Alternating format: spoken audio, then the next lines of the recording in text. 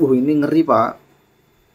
Kalau tetap Habib Syekh dipaksakan manggung di sana, ada dua konsekuensinya. Yang pertama syahid, yang kedua jihad. Ini persoalan keimanan, ini persoalan keyakinan, ini persoalan perusakan yang dilakukan oleh Habib Syekh di dalam banyak hal. Banyuwangi semakin memanas ya. Di detik-detik terakhir malam tahun baru, yang di sana rencananya bakal ada Habib Syekh. Coba kita simak dulu sama-sama nih. Pak Ketua apa itu Pak Laskar Sabilillah itu yang kami hormati anggota DPRD Kabupaten Banyuwangi untuk khusus Komisi 1 Pak Buya banyak kalau saya sahabat saya Pak Yudin dari pemerintah daerah yang wakili Pak Aston, Pak Bram, Kesbang, Pol dan Kesra, pengurus BWI, pimpinan daerah BWI Kabupaten Banyuwangi dan teman-teman Laskar yang mewakili. Terima kasih atas kehadirannya.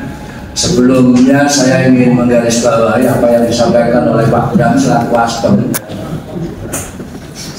Tadi Pak Bram menganalogkan atau memberikan perumpamaan bahwa doa orang yang mazlum itu pasti dijawab oleh Allah dengan menceritakan kisahnya Gus Miftah. Cuman tolong digarisbawahi dalam konteks ini, Syekh Abdul Qadir As-Sigaf itu bukan mazlum, Pak, justru yang zalim. Tolong dicatat, justru Syekh Abdul Qadir As-Sigaf itu yang zalim. Apa buktinya? Satu, syair penyemangat perjuangan NU yang namanya Yahlal Waton itu pernah diajukan hak paten, diaku oleh Habib Syekh, diklarifikasi setelah ketahuan pabrik, Pak. Sebelum ketahuan pabrik ini sudah diajukan hak paten. Itu yang pertama.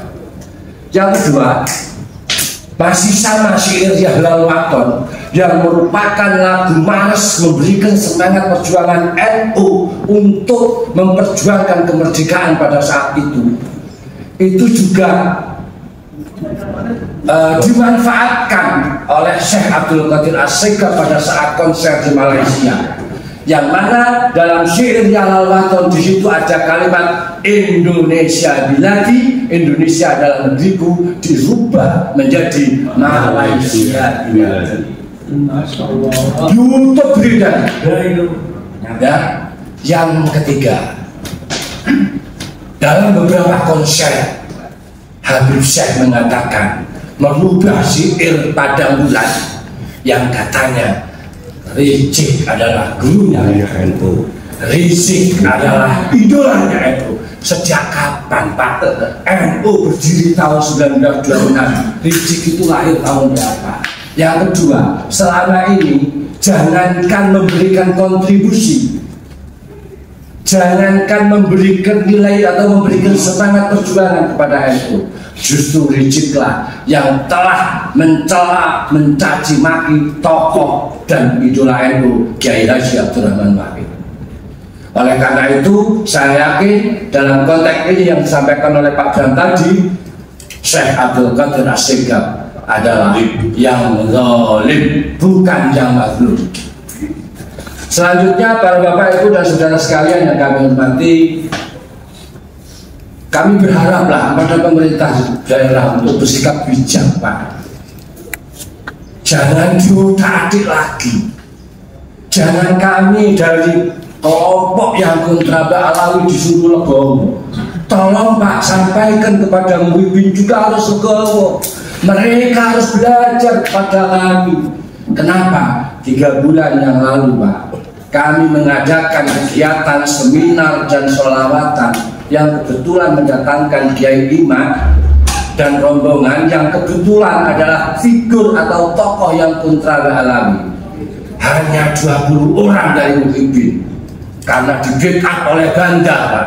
Mereka diperhatikan, mereka diakomodir, kami diintimidasi, kami digeser.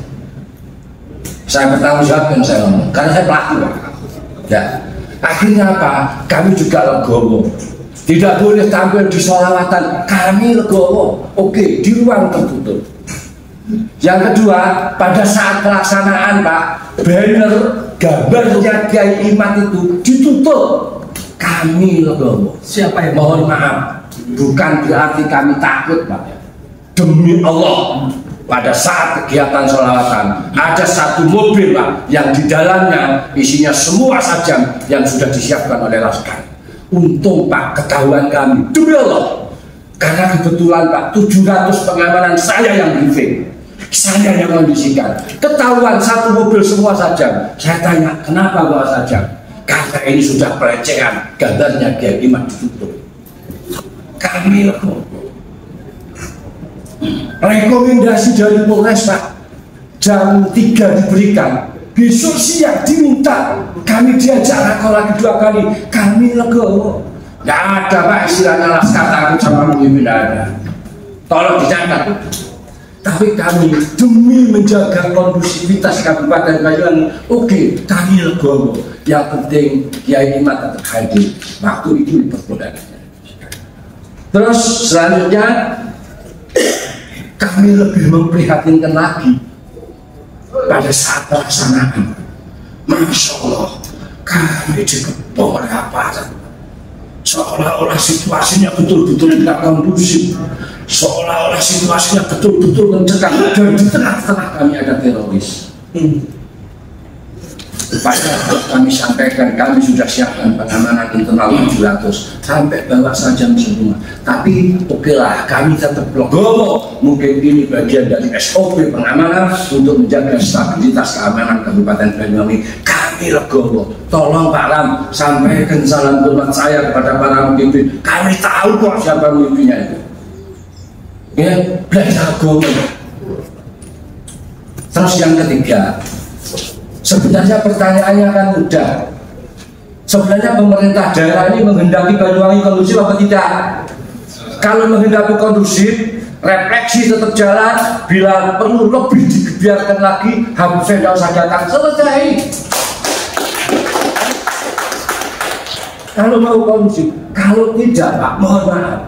Hari ini untuk urusan Habib itu Pak, bukan hanya masalah sholawatan saja, tetapi sudah menyangkut nasab, karena klan Ba'alawi mengaku sebagai zuriat Nabi Muhammad SAW. Kalau sudah menyebut-nyebut nama Nabi, ini sudah menyangkut keyakinan. Kalau sudah ngomong keyakinan Pak, arahnya iman, keimanan.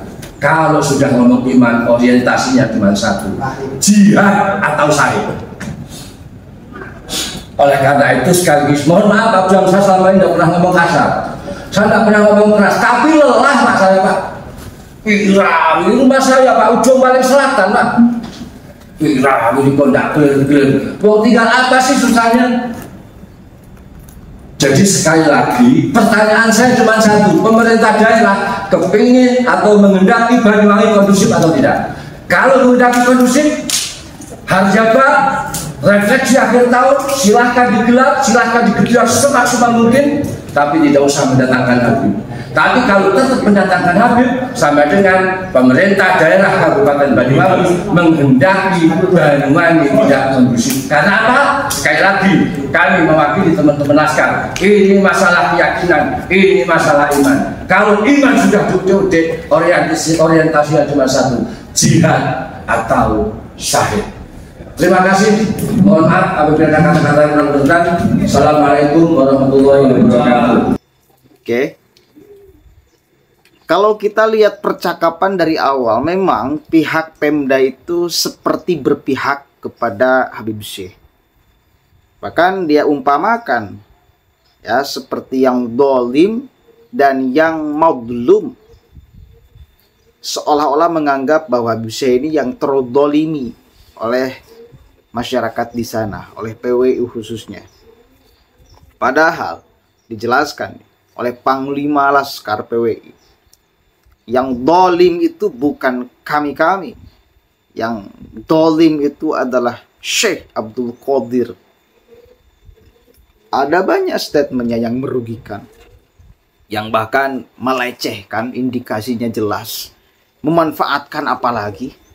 Memanfaatkan secara keuntungan pribadi lah, padahal itu adalah aset warga Nahdliyin itu adalah aset Nahdlatul Ulama, tetapi dimanfaatkan oleh personal dia, dibawa kemana-mana, dinyanyikan, lalu kemudian ada royalti di sana, pokoknya dijadikan ladang penghasilan.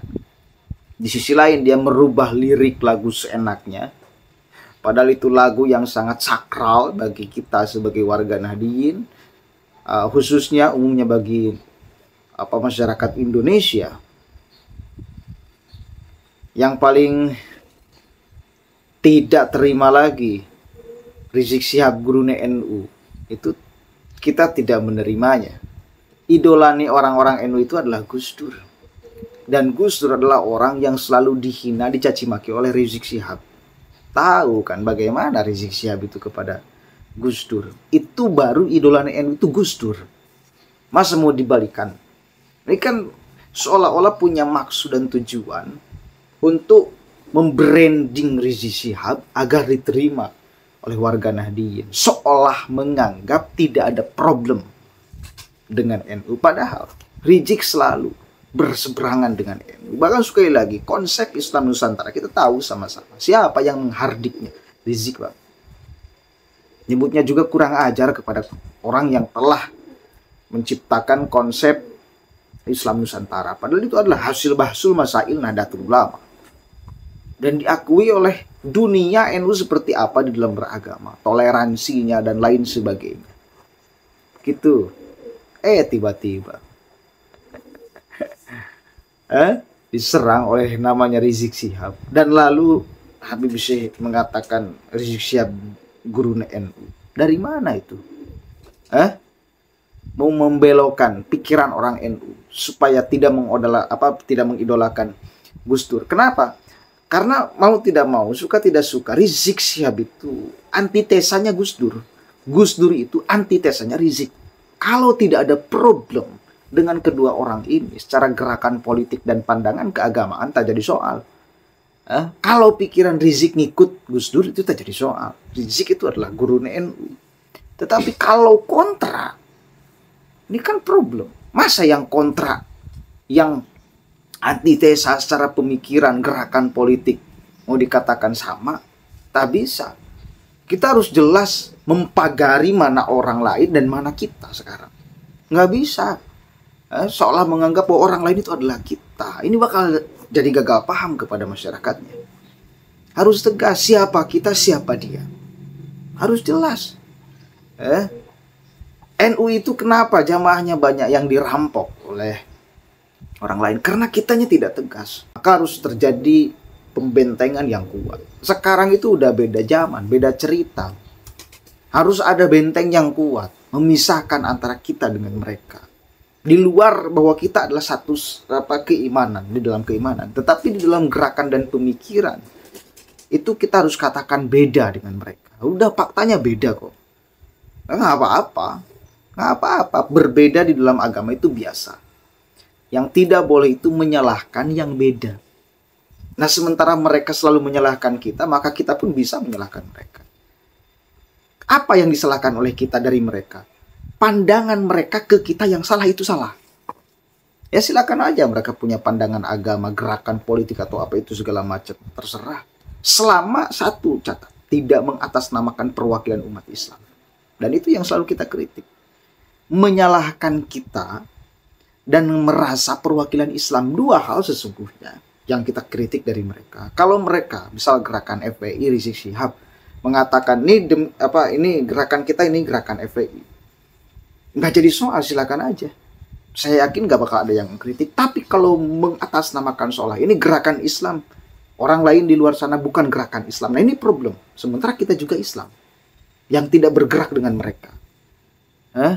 Dua poin yang memantik katakanlah kita itu dengan kontra dengan mereka. Mereka tidak gentle mengatakan dirinya sendiri. Dan yang kedua suka menyerang kita. Itu. Coba kalau kedua itu tidak dilakukan oleh mereka, tidak bakal akan ada kontra. Catat dua hal ya yang menyebabkan kita berbeda dengan mereka atau kita kadang-kadang tidak suka.